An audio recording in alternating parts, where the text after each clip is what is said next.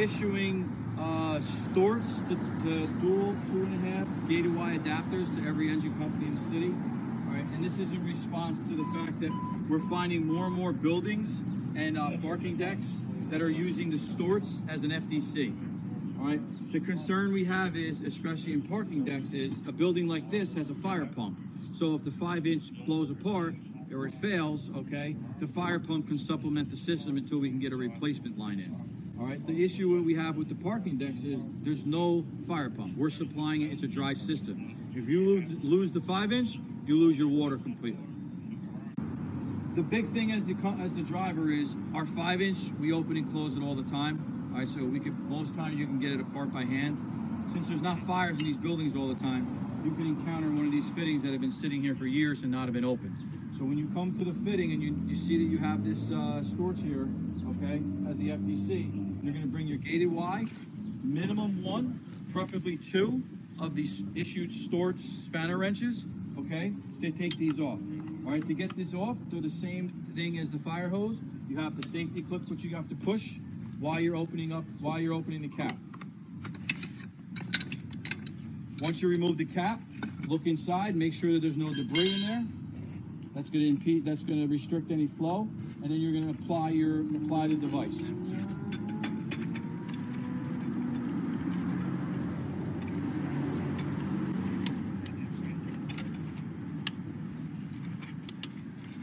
All right, and just confirm that it's locked.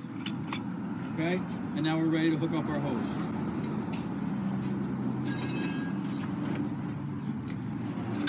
So we're going to use either dual 3-inch, dual 2.5, or you can use 1 2.5, 1 3-inch. It doesn't matter. Okay.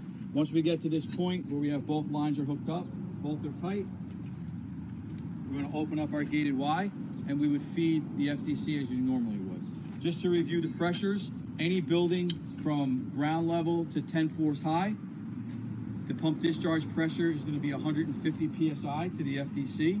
Any buildings from 10 through 20, your pump discharge pressure will be 200 psi, and any building from 20 to 30, your pump pressure is going to be 250 psi to account for the friction loss of the structure.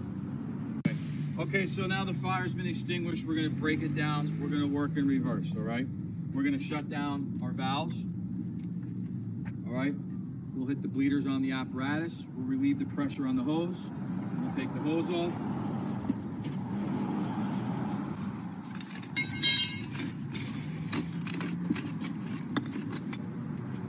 We'll remove the valve.